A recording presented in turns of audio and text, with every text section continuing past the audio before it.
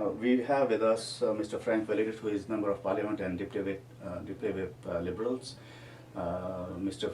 Frank Valeriote, good morning to you. Good morning. This interview is for the views on VIP benefits, whether it's a necessity, what are the perks, and for ministers in Canada.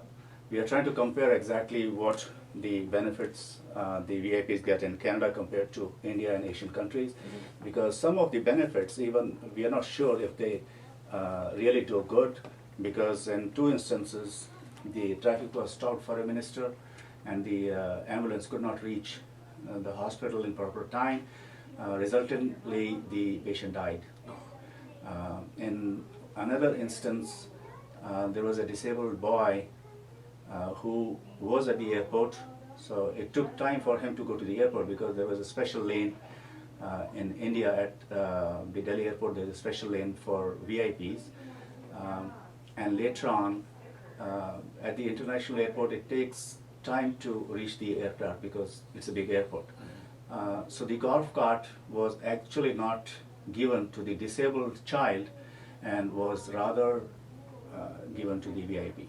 These are just two instances, but we like to have your take. I know exactly, I don't think these type of benefits are enjoyed by the ministers or member of parliaments in Canada and US. Yeah. Well, you're right, But- CK. You're But right. what is your take on the VIP priorities? Well, you're right when you say that you don't think that those kind of benefits are enjoyed by members of parliament or ministers in Canada. Ministers, I know, have a car and driver available to them so that they can work in their car in the back seat while they're being driven from one meeting to the next. But there are no such things such as special driving lanes or special access to the airports. I often stand in line with ministers at the airport on Monday morning going to Ottawa from Toronto, or returning on Thursday or Friday to Toronto with ministers, and they have no security. There are no special benefits given to them. The most that any of us have are what's available to the general public, and that's a Nexus card to try and get into a standing line to get through security a little more quickly. But we are treated, ministers and MPs, like everyone else, and we should be. That's right. So that was about the airport. I'm really not sure what exactly happens in the hospitals, even though I have been once or twice. But a question to you is, in an instance where you see that there's a general public person in the hospital who requires surgery, and there is a member of parliament, what do you think, how they're going to prioritize? Me, my children, a minister of the Crown are treated like any other person who is injured or ailing and goes to emergency or to the hospital.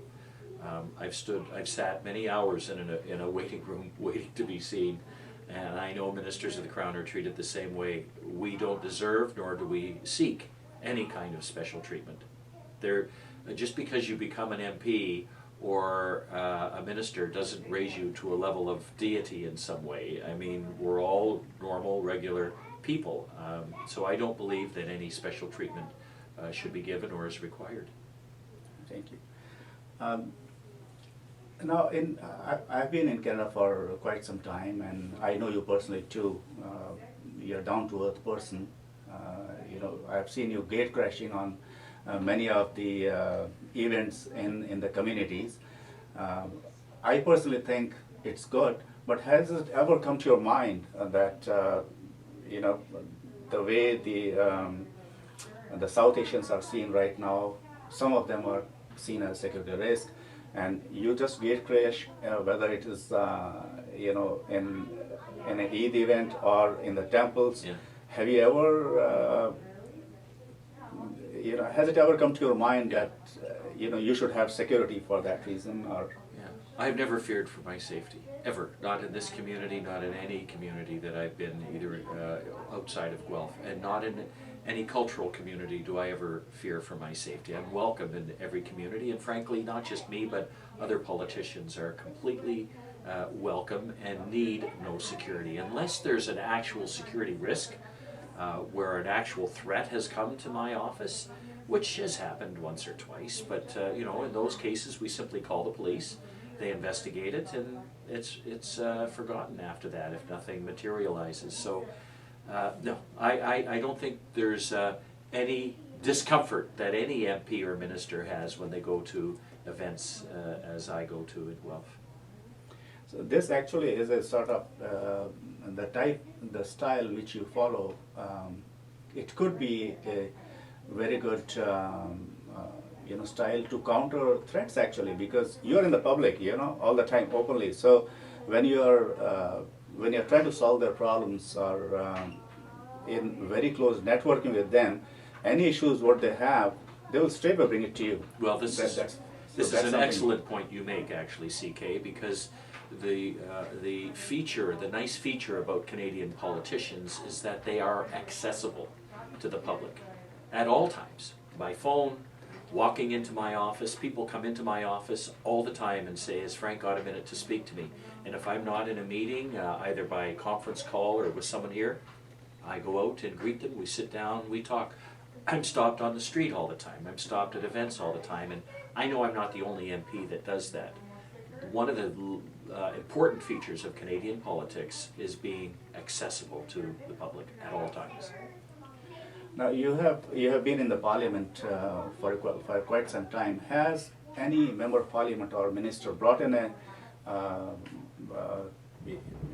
point that there should be security or special perks for the member of Parliament? Do you remember anything like this coming up in the Parliament? Well, the Prime Minister has, of course, the security that he requires because, well, he's the Prime Minister, or she would be the Prime Minister, and they deserve that kind of secure protection. Although it's not always been the case. I know that with Jean Chrétien and Paul Martin, they freely walk among the public, and I've seen them do that frequently, previous Prime Ministers. And frankly, there are no security opportunities given to ministers unless there is a specific threat that's identifiable. In fact, I met a minister at the airport in Ottawa yesterday. We were standing in line together waiting to take our shoes off and go through the metal detector. And we reflected upon a time that he did have security for a brief period of time because he had been specifically threatened by a person. And the RCMP followed him home for several months. But then after that security threat dissipated, he was given no more security. And he told me that he shares my opinion. We should not, and nor do we need to have security. Thank you. Mr. Valeriote, I think you got a really good experience in politics. Would you like to convey any message to the Indian public or to the politicians in India on the VIP culture?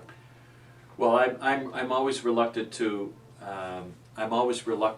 to give an opinion about the needs of parliamentarians in other countries. I am unaware of what security risks may exist in other countries, but I would presume that any member of Parliament would not wish or seek those kind of benefits unless it's actually required. And I would hope that most countries in the world could be like Canada, where that kind of security is unnecessary. On this note, we thank you, Mr. Valeriote, for your time for the interview to Newsbeat.